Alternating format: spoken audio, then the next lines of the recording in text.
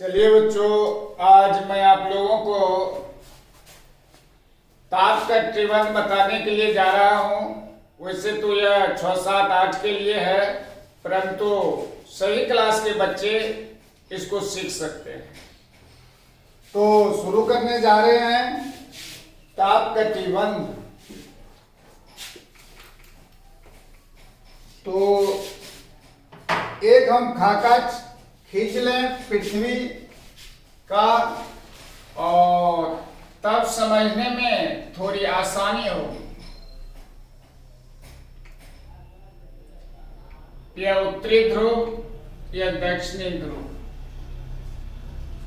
एक सीधी रेखा खींचें,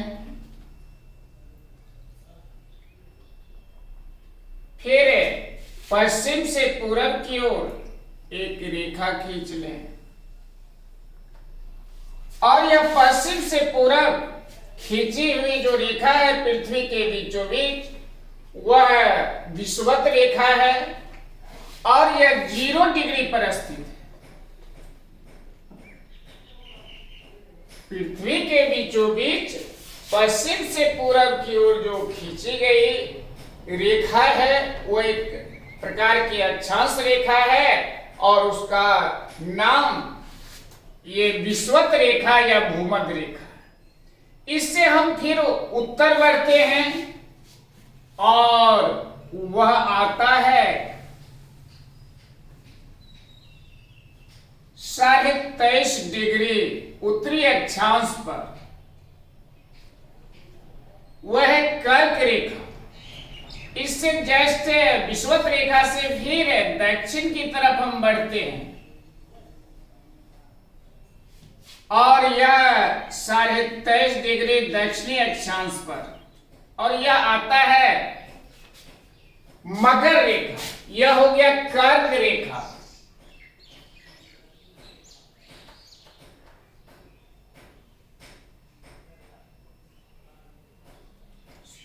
कर्क रेखा, सॉरी, विषुवत रेखा 0 डिग्री पर, या भूमध्य रेखा भी इसको कह सकते हैं। इस भूमध्य रेखा से 23.5 डिग्री उत्तर कर्क रेखा पड़ता है।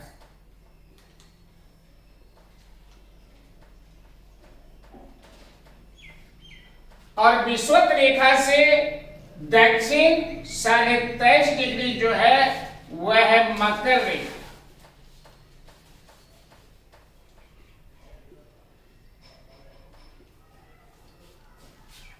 और यही वह क्षेत्र है जहां सूर्य की किरण लंब रूप से सालों भर पड़ती है, और सालों भर लंब रूप से पड़ने के कारण इस क्षेत्र में तापमान अधिक होता है, और पृथ्वी का यह बीच वाला भाग है, और सबसे अधिक इसी भाग में तापमान रहता है। क्यों रहता है?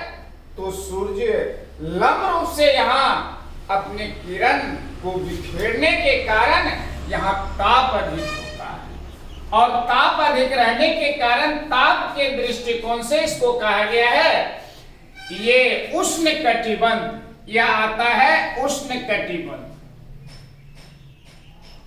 उष्ण माने गर्म, कटिबंध मीन्स क्षेत्र, गर्म वाला क्षेत्र, और यह आ जाता है यह कर्क रेखा से मकर रेखा तक। इसको हम एक अलग सेट में दर्शा सकते हैं।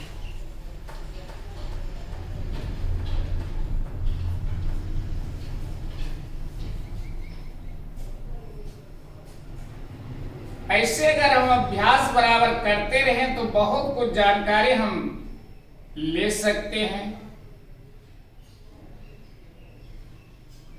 और पहली बार बनाने में गलती होगी इसकी चिंता नहीं करनी है। बार बार बनाते बनाते एक रोज अच्छा से बना सकते हैं,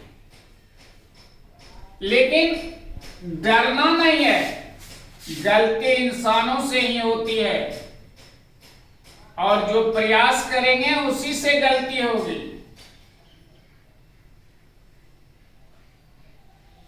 कि गोल मेरा नहीं बन रहा है तो ऐसा नहीं बन रहा है, वैसा नहीं बन रहा है, कोई जरूरी नहीं है।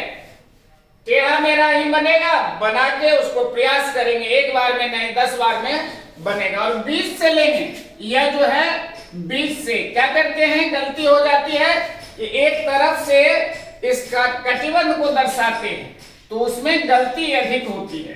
बीच वाले भाग को पहले करके ये विषुवत रेखा खींचेंगे, तब कर्क या मकर रेखा, तब हमारा जो है यह सही सही आएगा। तो यह हो गया उष्ण कटिबंध। दूसरा आता है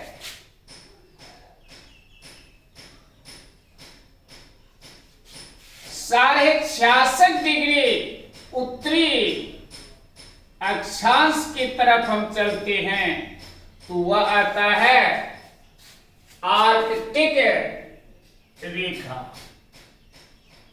आर्कटिक रेखा। फिर उसी तरह से हम दक्षिण की तरफ जाएंगे और वह होगा 66.5 डिग्री दक्षिणी अक्षांश। 66.5 उत्तर भी है और 66.5 दक्षिण है। इसको अलग अलग यादगारी के लिए यहां से विषुवत रेखा से उत्तर जो भी अक्षांश होगा उसमें हम उत्तरी लगाएंगे और विषुवत रेखा से दक्षिणी भाग में जितनी अक्षांश है उसमें दक्षिणी लगा देंगे, काम चल जाएगा। तो अब हम चलते हैं यह दूसरा तीसरा क्षेत्र और यह सबसे दूर है।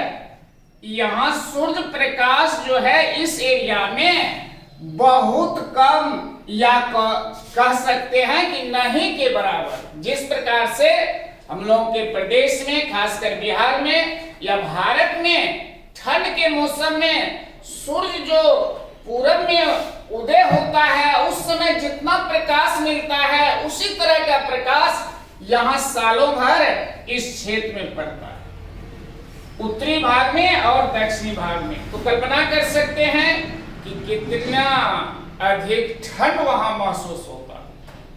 और यही भाग है पृथ्वी का उत्तरी और दक्षिणी भाग। और हम लोग जानते हैं कि दक्षिणी भाग में एक महादेश है जिसका नाम है एंटार्क्टिका और वहां काफी अधिक बर्फ है।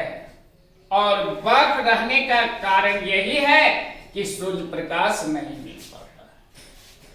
और यह हो गया आर्कटिक रेखा, यह हो गया एंटार्क्टिक रेखा।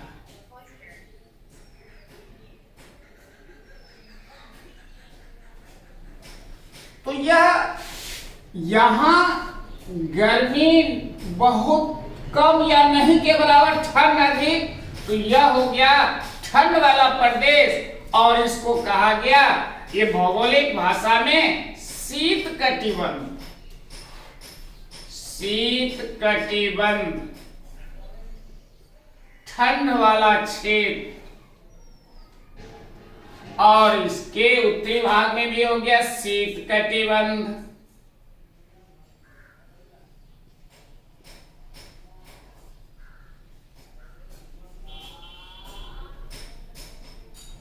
फिर इसको हम क्षेत्र को अलग करने के लिए समझने की दृष्टिकोण से इसको हम अलग अलग शेड में फिर दर्शा देंगे, इसको अलग कर देंगे।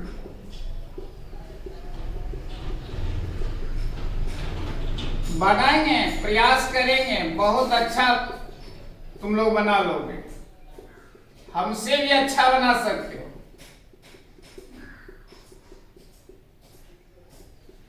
लेकिन वही है कि प्रयास करना होगा।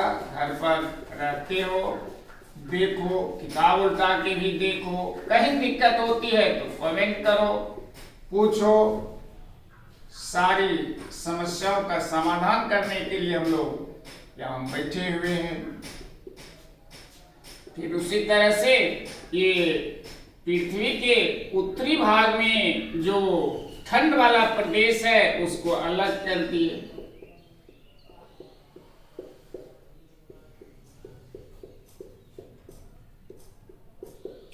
और बीच वाले भाग को, तो यह हो गया शीत कटिबंध, उष्ण कटिबंध। अब दोनों उष्ण कटिबंध और शीत कटिबंध एक साइड में देखिए कि शीत कटिबंध है, फिर उष्ण कटिबंध है, और यह बीच वाला भाग हो गया, फिर यहाँ उष्ण कटिबंध, इधर शीत कटिबंध। तो यह क्षेत्र जो है यहाँ न अधिक गर्मी पड़ती है न अधिक ठंड पड़ती है, और यह क्षेत्र यह कटिबंध के दृष्टिकोण से कहलाता है समशीतोष्ण कटिबंध।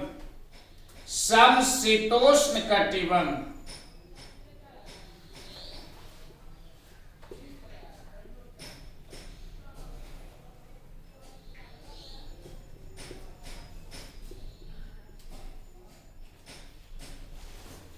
सम मने बराबर, शीत मने शीत और उष्ण मने गर्म। तो गर्मी और ठंडी यहाँ बराबर रहती है, न अधिक न गर्म। और यह प्रदेश जो होता है यह बहुत अच्छा प्रदेश होता है, और यह भी ठीक उसी प्रकार से यहाँ भी समशीतोष्ण, शीत प्लस उष्ण शीतोष्ण होता है, सम मने बराबर, समशीतोष्ण कटिबंध क्षेत्र। तो अब हम देखते हैं कि यहां जो है 1 2 3 4 5 भाग हो गया, लेकिन कटिबंध को देखेंगे, उष्ण कटिबंध, समशीतोष्ण कटिबंध, यहां भी समशीतोष्ण दो ही होगा, नाम तो है अलग अलग क्षेत्र में है, नाम एक ही है। फिर शीत कटिबंध और शीत कटिबंध। इस प्रकार से पृथ्वी को ताप की दृष्टिकोण से 3 कटिबंध में रखा गया है। पहला है उष्ण कटिबंध, दूसरा है शीत कटिबंध, तीसरा है समशीतोष्ण कटिबंध। अब प्रश्न यहाँ आता है कि अगर कोई हमसे सवाल करे कि अच्छा बताइए कि उष्ण कटिबंध कहां से कहां तक, तो इसको सीधे से हम कह सकते हैं कर्क रेखा से मकर रेखा के बीच। अगर कहा जाए कि उत्तरी गोलार्ध में शीत कटिबंध, ये उष्ण कटिबंध कहां से कहां है, तब विषुवत रेखा से कर्क रेखा तक कह देंगे। अगर कहा जाए कि दक्षिणी गोलार्ध में उष्ण कटिबंध कहां से कहां तक है, उसको सीधे कहेंगे विषुवत रेखा से मकर रेखा तक। अलग अलग अगर कह दिया जाए कि वह जो है पृथ्वी के किस अक्षांश से किस अक्षांश तक है, तो कर्क रेखा से मकर। दूसरी बात, अगर पूछा जाए कि समशीतोष्ण कटिबंध कहां से कहां तक है, तो कहेंगे कि पृथ्वी पर यह 2 भागों में विभक्त है। उत्तरी गोलार्ध में आर्कटिक रेखा से कर्क रेखा तक, और दक्षिणी गोलार्ध में मकर रेखा से एंटार्क्टिक रेखा तक। ठीक उसी प्रकार से शीत कटिबंध की बात आएगी। अगर एक ही ये गोलार्ध की बात कहे तो उस गोलार्ध का नाम बता देंगे, नहीं सीधे बोले तो फिर कहेंगे कि 2 भाग में है। उत्तरी गोलार्ध में आर्कटिक रेखा से ध्रुव तक, और दक्षिणी गोलार्ध में एंटार्क्टिक रेखा से ध्रुव तक। और ध्रुव 90 डिग्री पर जाके होता है। यह 90 अंतिम अक्षांश की संख्या, एक साइड में 90, फिर दूसरी साइड में 90, तो टोटल हो जाता है 180। तो 90 पर यह ध्रुव पड़ता है, 90 डिग्री उत्तरी अक्षांश और 90 डिग्री दक्षिणी अक्षांश पर। तो यह हमारा ताप कटिबंध समाप्त हुआ, और आशा करता हूं कि आप लोग भी इसको बना के अच्छी तरह से अध्ययन करेंगे। जहां कहीं दिक्कत हो फिर उस पर कमेंट करके पूछ सकते हैं। ठीक।